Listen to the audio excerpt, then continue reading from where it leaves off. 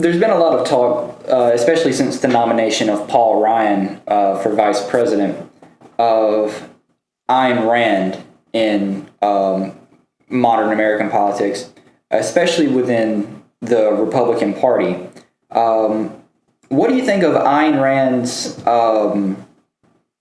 influence on modern politics, given that Ayn Rand was famously atheist? And the writings of Ayn Rand have caught on so well with the Republican Party, despite them being in stark contrast to the teachings of Jesus.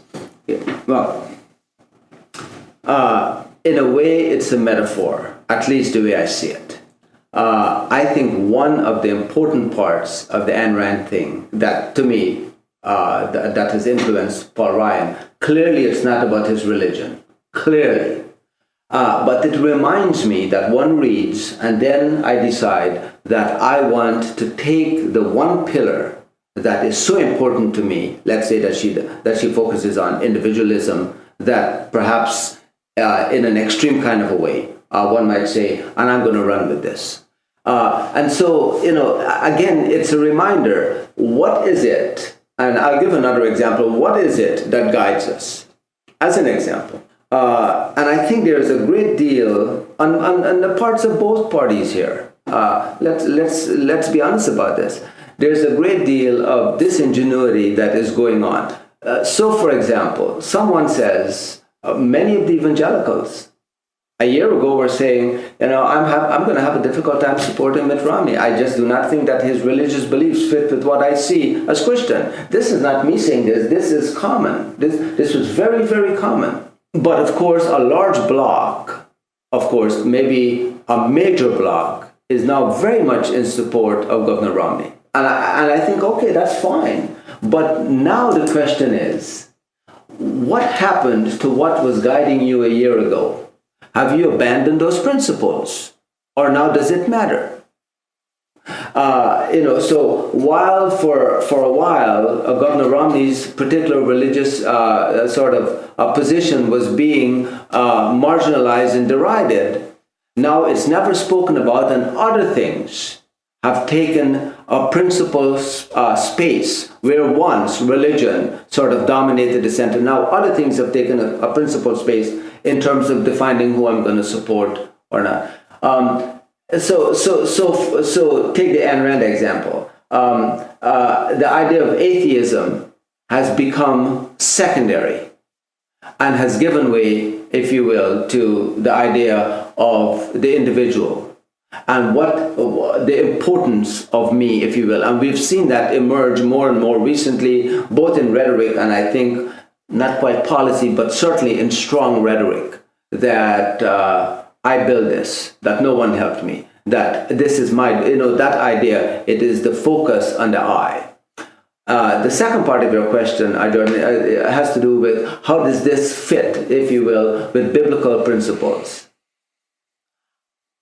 I will challenge anyone to tell me cogently, in a way that it constructs sort of a platform based on biblical principles where the focus is on the individual, or exclusively, or even close to exclusively. It is almost without exception the community. It's almost without exception the community. And that's the way it is. That one could look in the Old Testament, one could look in the teachings of Jesus, it's the way it is. So there is a disconnect there, and what it tells me is that I take the parts out that I like, and I focus on those parts, and I cast aside. And so that's what I mean as a metaphor. We do that with certain writings, we do that with certain individuals, and I think large blocks of people have done that with President Obama. Large blocks of people have done that with Governor Romney. Which part of this person I like, and am I able to sacrifice and cast aside the parts that I don't? And people have made their choices.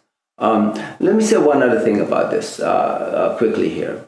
Until very recently, there was, and maybe in some quarters, there's still some question about the president's religious affiliation.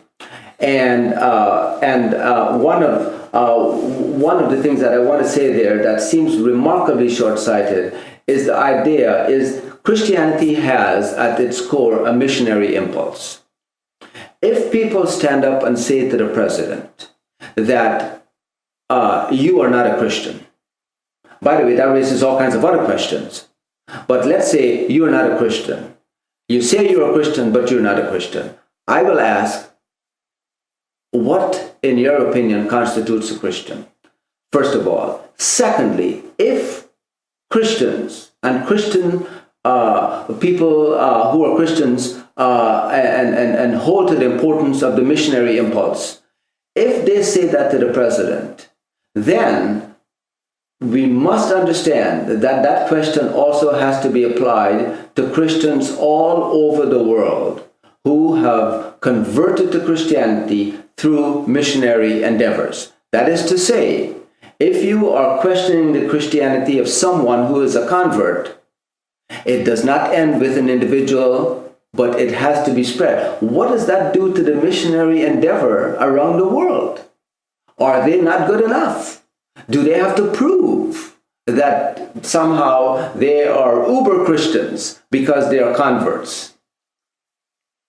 It seems to me that, and what that does is that I hope it becomes a cautionary moment to those of us who would want to challenge on the basis of one's religious belief, because I just do not think you're a good enough Christian to call yourself a Christian. Because, I think you went to this school or to that school and you had influences. Well, I have to tell you, some of the people that have been remarkable in terms of shaping who I am actually were not Christians. And yet, I have been deeply influenced by Christian missionaries. And I think I would find it really remarkably offensive for someone to say, well, you were not born a Christian and therefore you are just not, a true Christian. To raise this question about a president, I think is really starting a descent on a slippery slope for the missionary endeavor. It's not only about one person if you start this argument, it becomes a global issue if you start this argument. You've already actually sort of started to answer our next question, which is, in light of the shift that we've seen, certainly during the Republican primary especially, it was very clear that among a number of conservative evangelicals, there was some question of Romney's candidacy as a Mormon and whether or not they could support that in their own minds. Do you think that the appearance of a Mormon candidate and the response he has gotten is a significant step forward for religious tolerance in the United States? Or, as you were talking about earlier, are the reactions that President Obama has occasionally gotten questioning his faith as a Christian, as he so claims, is that a sign that we're actually moving backwards? Actually, I'd like to think that this idea of embracing Governor Romney, and really in this campaign with regard to Governor Romney, at least in this last, in 2012, really has not been a factor. And I have to say, I think that to me, that's great. Yes, we know what these individuals believe. We know how their decisions are shaped, both in terms of their beliefs and so on. But it's not been a factor. But I think that, maybe we should attribute some of that perhaps to John Kennedy and the issue of, his candidacy as a Catholic candidate and so on, on the one hand. On the other hand, given some of the questions that have been raised about President Obama and his faith, I still feel this remarkable sense of uneasiness that in fact we have still are far from being at a place where we are able to say, you know what, at the end of the day, if you're a Christian, if you're Jewish, if one is a Muslim, if one is a particular branch of Christianity, it is not what will define us if in terms of our decision in terms of a decision as to whether or not you should be, a candidate for the presidency. I'd like to think we have arrived there. But if you ask me the follow-up question, do I think we have arrived there? I would be quick to say, I don't think so. I think this becomes a very personal kind of thing here with regard to Governor Romney. It wasn't actually until very recently that Pat Robertson removed Mormonism from his list of cults, which was seen at the time as a sign that Christianity as a whole was becoming more acceptable, like different, I guess, not exactly Protestantism, but Protestantism was more welcoming toward Mormonism. But people still accuse President Obama of not being a Christian, of secretly being a Muslim, and that is not nearly as accepted by mainstream standards. Yeah, and that's the thing about it. And by the way, 2 weeks ago, I think 3 weeks ago, perhaps now, the Billy Graham website as well has removed Mormonism as a cult.